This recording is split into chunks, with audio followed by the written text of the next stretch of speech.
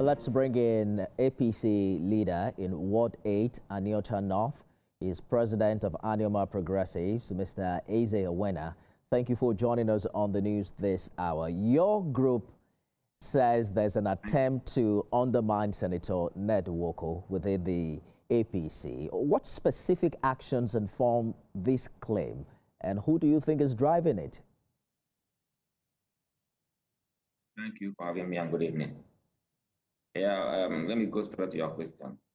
Recall that even before the entire structure of the state defected to the All Progressive Congress, Ned Nwoko had already defected.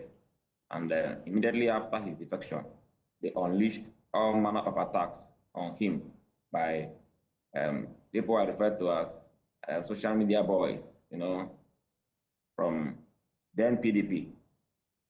And when they eventually joined the party, Senator Ned Nwoko made himself available to them. He welcomed the governor. He was at a reception ceremony where the governor was received into the party. And he made a statement, which can be referred to as a statement of unity and his willingness to cooperate and support the governor. When the stakeholders meeting held in Government House, the first stakeholders meeting he attended, when they gave him the microphone, he reaffirmed his support for the governor.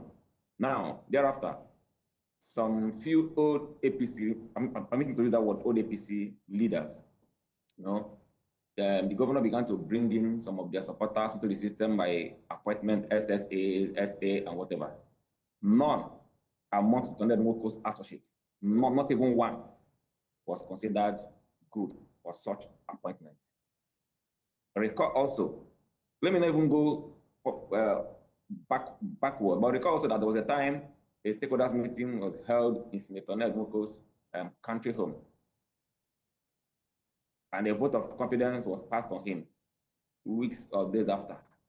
Another sponsored, how do I put it now, a media work came up where they said that the vote of confidence was not properly done, that they were not part of it. So you see, there have been series of attempts to undermine it, largely due to his stance on development, due to his stance on inclusiveness, due to his stance on people-oriented programs. Okay. Right? It sounded like there's problem with the sharing formula with his movement to the APC. Another thing your group has raised as concerns is about the credibility of the ongoing APC e-registration exercise in Delta State. You have raised particular allegations of data manipulation involving vulnerable citizens. That's huge. What verifiable issues have you identified, and how do you think the process can be more transparent and inclusive?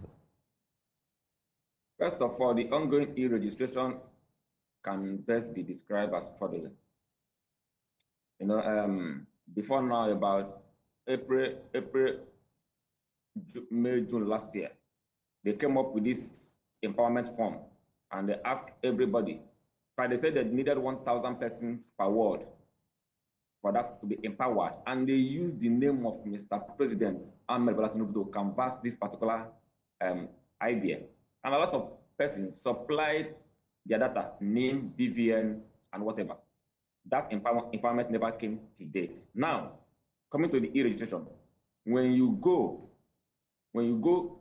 to those commissioned to do the job, to register people, punch in your details, your name, and whatever, they will tell you name already used. Used by who? For what purpose? So a lot of persons, particularly those I will also refer to as old APC, as I speak to you, over 70% of them have not been able to register. They have told you that name already used. Okay, inquiry, we found out that those information supplied the purported empowerment was what they used to register people without their consent. It's a criminal offense that we've called on the National Committee to investigate it. They can come and conduct independent inquiry, and you'll be surprised at the report that you get from the people. You keep referring to these old APC members. You've raised concerns about recognition and inclusion of long-standing APC members in Delta. In practical terms, because we have to go now, How should the party balance loyalty, performance, and political expansion when allocating these appointments and opportunities? There is every need for them to include everybody in the party's program as far as Delta State is concerned, because before now, Delta State has never been dominantly a PDP state.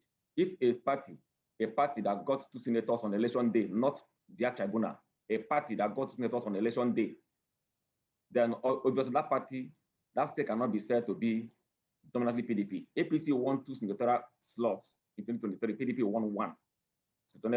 Thereafter, they're now defeated. The real thing, the real thing to do is to carry everybody along. One, for the purpose of unity and to ensure better outcome going into the election in 2027. When you undermine people that you met, that means you are already attempting to destroy the party the more. However, the party at national level has been preaching unity, inclusiveness, but in Delta State they preach it, but in practice it is not in existence. Well, I guess time will tell how APC deals with this multiplicity of interest, especially following the defection of Mr. Governor and the PDP structure in Delta. Thank you for your time. APC leader, Ward 8 Anyocha North is a winner.